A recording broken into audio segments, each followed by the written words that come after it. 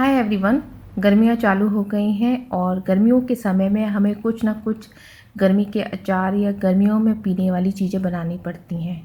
तो यहाँ पे ये प्याज का अचार बनाने वाली हूँ। इसमें प्याज में पानी डलता है और बिल्कुल भी प्रिजर्वेटिव नहीं डलता है। तो चलिए शुरू करते हैं यहाँ पे video. Welcome back to my channel kitchen recipe by Sarika और मैं हूँ सारिका। आज मैं आपके साथ शेयर करने वाली हूँ प्याज का पानी। इसमें हम प्रिजर्वेटिव बिल्कुल भी नहीं डालेंगे, बहुत ही कम मसाले में ये बन जाता है।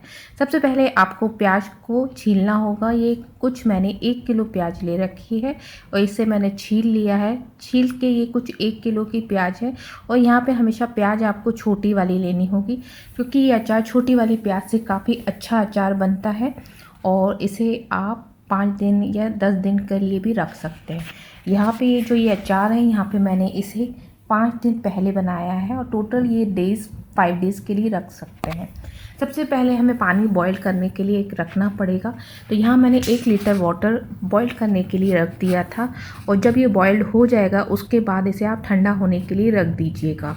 तो यहाँ पे बॉइल्ड होने के बाद सिर्फ बॉइल्ड होने में 3 से 4 बार जब बॉइल्ड हो जाएगा उसके बाद इसे हमें ठंडा होने के लिए रखना होगा। उसके बाद हमें प्याज के ये 4 हिस्से करने होंगे। तो ये चीरा जो हमें लगाना है वो इस वजह से लगाना है, चीरा लगाने से इसमें सारे जो मसाले हैं वो अंदर भर जाएंगे और काफ़ी अच्छा टेस्ट आएगा। तो सारी प्याज़ों को हमने इस तरीके से 4 हिस्से में चीरा लगा दिया था। अब यहाँ पे मेरे पास सिलबट्टा है नहीं, इस वजह से मुझे ये टेक्निक यूज़ करनी पड़ी है। एक थाली और चकला और बेलन ले लीजिए और कुछ सूखे मसाले लेने हैं। यहाँ पे लाल मिर्च, नमक और हल्दी। बताऊँगी बाद में इसे किस टाइप से डालना है। 2 बरनी ले लीजिए, इसे अच्छे से आप धो लीजिए और धोने के बाद इसे सुखा लीजिए जिससे इसका जो भी मॉइस्चर है वो निकल जाए। तो सूखने के बाद इसे मैंने रख लिया है। अब सबसे पहले आप जो प्याज है उसे में 50-50 पोर्शन में आप आधे आधे भर दीजिए पॉटलों में। तो यहाँ पे 2 बर्नियाँ यूज़ किए इसलिए मैं इसे आधे आधे डिवाइड करके भर रही हूँ। उसके बाद मैं इसमें डालूँगी मसाले। तो आप हमेशा ये ध्यान रखिए कि इसमें हमेशा छोटी प्याज डलेगी, उससे काफ़ी अच्छा टेस्ट आता है। अब मैं दूसरी बॉटल यूज़ कर रही हूँ, उसमें भी आधी प्याज भर दूँगी। तो ये आधी प्याज काफ़ी अच्छे से इसमें आ जाएगी। अगर थोड़ी बहुत कम हो तो आप दूसरी वाली बर्नी में डाल दीजिएगा। और मेन है इंग्रेडिएंट्स यहाँ पे पानी। तो जो पानी उबाला था उसको भी डालेंगे पर ठंडा होना बहुत ज़रूरी है। अब सबसे पहले मैं चकले बेलन से राई को दरदरा कर लूँगी। तो ये टेक्निक भी काफ़ी अच्छी है अगर आपके पास सिलबट्टा नहीं है। तो यहाँ पे मैंने सिलबट्टा और नहीं होने के बावजूद भी इस टाइप से थाली और चकला रख के राई को दरदरा किया है। आप भी ऐसा कर सकते हैं। काफ़ी लोग ये सोच रहे होंगे कि मैंने इसे मिक्सर में क्यों नहीं पीसा है, क्योंकि ये जो पानी में बना रही हूँ प्याज का, इसमें दरदरा ही यूज़ करना है। राई को दरदरा डालने से काफ़ी अच्छा फ्लेवर आता है।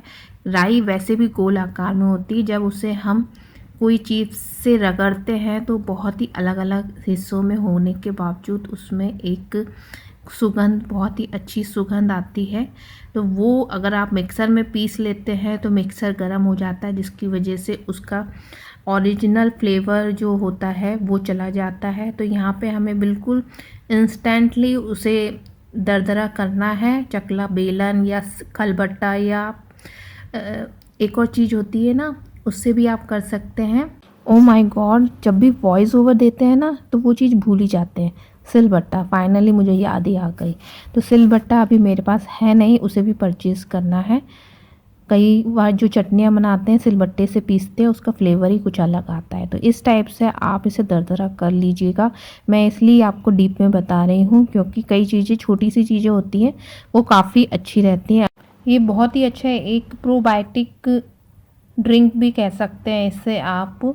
और ये बहुत इजीली बन जाता है, इंस्टेंटली बन जाता है और आपको 10 से 15 दिन इसे बना के आप रख लीजिए और यूज़ कर सकते हैं। और यहाँ पे मैं आपको एक चीज़ और बता देती हूँ, ये जो प्रोबायोटिक है इसे आप खाने के साथ खा सकते हैं। जब भी आप कोई भी लंच, डिनर, जब भी ब्रेकफास्ट लेते हो, इसे आप 1 कप में डाल के अगर पीते हैं तो काफ़ी अच्छा रहता है आपकी हेल्थ के लिए। और ये गुड बैक्टीरिया बनाने का बिल्कुल दावा करता है ये वाला जो ओनियन का, क्योंकि जिस तरह से आप राइस का बनाते हैं इसी टाइप से हमने इसे ओनियन का बनाया है। ये गुड बैक्टीरिया बनाने का बहुत ही अच्छा एक पिकल है जो घरेलू आप बना के घर में डेली यूज़ कर सकते हैं। तो चलिए, मैंने बातों बातों में आपको बहुत सारी चीज़ें यहाँ पे बता दी हैं। अब जो बन्नी में मैंने ओनियन फिलअप करी थी उसमें मैं यहाँ पे 3-3 चम्मच राई फिल कर रही हूँ। आप अपने अकॉर्डिंग, अगर आपको ज़्यादा राई पसंद है तो आप 4 भी कर सकते हैं, ये आपके ऊपर है। तो यहाँ पे मैं 3 चम्मच डाल रही हूँ। 1-1 चम्मच यहाँ पे मैंने नमक डाला है। इसी तरीके से आप नमक भी ज़्यादा डाल सकते हैं। और यहाँ पे मैं आधा चम्मच मिर्च डाल रही हूँ, क्योंकि यहाँ पे मैंने 2 बॉटल बनाई हैं, इस वजह से मुझे 50-50 करके यहाँ पे बनानी पड़ी है। 1 किलो की मैंने यहाँ पे ओनियन ली थी और आधा चम्मच यहाँ पे मैंने हल्दी डाल रही हूँ। दोनों में मैं डालूँगी हल्दी। इस टाइप से आप डालने के बाद आप चाहें तो इसे मिक्स कर सकते हैं, या मैं इसमें डायरेक्ट ही पानी डाल दूँगी।